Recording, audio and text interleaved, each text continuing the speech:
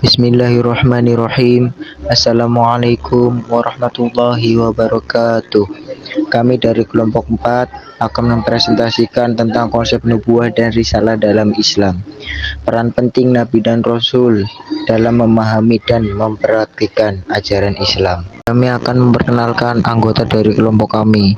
Muhammad Aska dari Putra, Diva Ramadhani, Viana Ayu Safitri, Bilqis Manis Anisatul Ummah. Konsep nubuah. Secara etimologis, kata nubuah berasal dari kata naba'ah yang berarti kabar, warta, berita, dan cerita. Kata nubuah disebutkan sebanyak 80 kali dalam Al-Quran, salah satunya Quran Surat Al-Ankabut ayat 27. Sedangkan menurut Kamus Besar Bahasa Indonesia, Nabi adalah orang yang menjadi pilihan Allah untuk menerima wahyunya, dan kenabian adalah sifat halnya Nabi yang berkenaan dengan Nabi. Lalu ditinjau dari segi sosiologisnya atau hubungan sosialnya, kenabian atau nubuah merupakan jembatan transisi dari masa primitif, masa yang masih mengenal kepercayaan, animisme, dan dinamisme, lalu menuju masa rasioner, masa yang sudah menggunakan akal dan pikirannya dalam segala aspek kehidupannya. Sedangkan secara terminologis ada beberapa pendapat, salah satunya menurut Ibnu Sina. Ada dua kubu yang berbeda dalam mengartikan kenabian. Kelompok yang pertama yaitu kaum ortodoks, kaum yang patuh terhadap keyakinan yang benar atau yang diterima dalam kehidupan beragamanya. Kaum ortodoks ini diwakili oleh para teologi Sunni Ahlussunnah wal Jamaah yang menyatakan bahwa ajaran kenabian merupakan ajaran suci dan mutlak kebenarannya berasal dari wahyu Allah Subhanahu wa taala.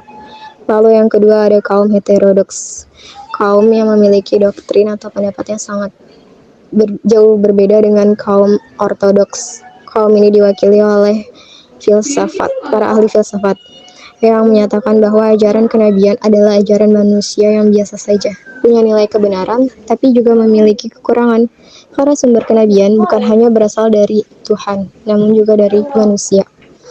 Jadi disimpulkan bahwa kenabian atau nubuah adalah sebuah gelar atau anugerah yang tak dapat dicari, yang diberikan Allah kepada hamba-hamba pilihannya, yang telah mencapai insan kamil dengan cara memberikan wahyu kepadanya untuk memberi kabar gembira kepada orang-orang yang taat pada ajarannya.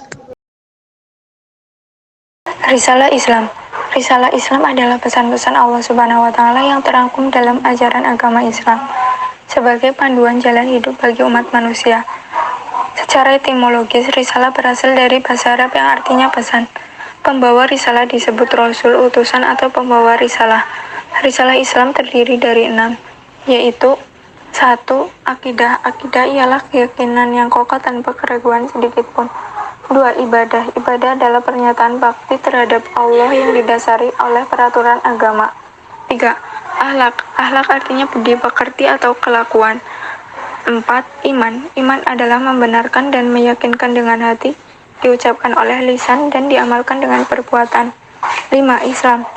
Islam adalah agama yang diturunkan Allah Subhanahu wa taala kepada Nabi Muhammad SAW sebagai nabi dan rasul terakhir untuk menjadi pedoman hidup seluruh umat manusia hingga akhir zaman. 6. Ihsan. Ihsan adalah seseorang yang menyembah Allah seolah-olah ia melihatnya. Peran penting Nabi dan Rasul. Yang pertama, mengajarkan ketauhidan dan menjauhkan togut. Salah satu yang menjadi peran kenabian adalah seruan dan ajakan kepada masyarakat tentang ketauhidan untuk menyembah Allah Subhanahu wa taala dan menjauhi togut. Yang dimaksud togut adalah setiap hamba yang melampaui batasannya sebagai hamba. Di zaman ini banyak orang yang lebih memfokuskan makna togut untuk orang yang tidak berhukum dengan hukum Allah, sehingga mereka menganggap setiap hakim yang tidak berhukum dengan hukum Allah adalah togut dan kafir harus diperangi.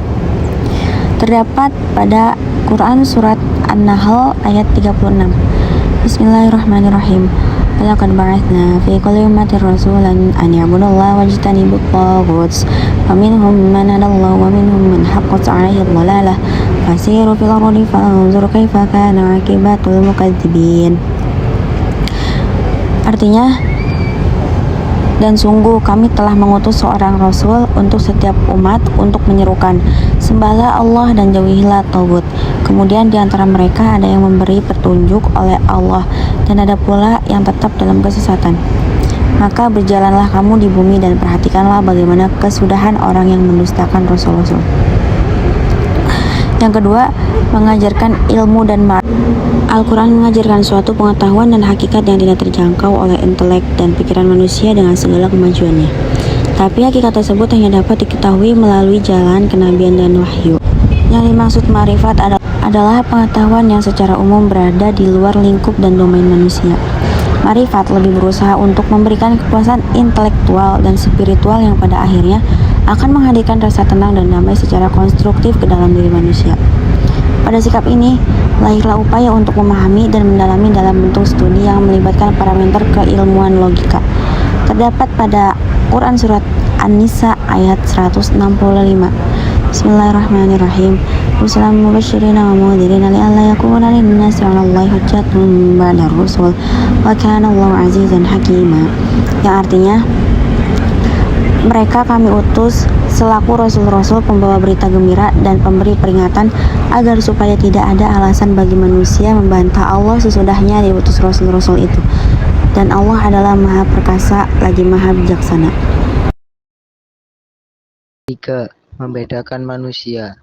Hal yang terbaik dihadiahkan para nabi kepada umat manusia adalah penyebaran kebebasan dan kemerdekaan, yakni kebebasan dari sistem-sistem destruktif yang merusak jiwa-jiwa individual dan tatanan sosial maknawi, seperti yang dijelaskan dalam Quran Surat Al-A'raf ayat 157, yaitu orang-orang yang mengikuti Rasul, Nabi yang ummi, tidak bisa baca tulis, yang namanya mereka dapati tertulis di dalam Taurat dan Injil yang ada pada mereka, yang menyuruh mereka berbuat yang ma'ruf dan mencegah dari yang munkar, dan menghalalkan segala yang baik bagi mereka dan mengharamkan segala yang buruk bagi mereka, dan membebaskan beban-beban dari belenggu-belenggu yang ada pada mereka. Adapun orang-orang yang beriman kepadanya, memuliakannya, menolongnya, dan mengikuti cahaya yang terang yang diturunkan kepadanya,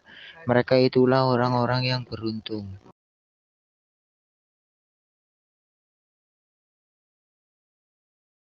Demikian presentasi dari kelompok kami. Kurang lebihnya mohon maaf. Assalamualaikum warahmatullahi wabarakatuh.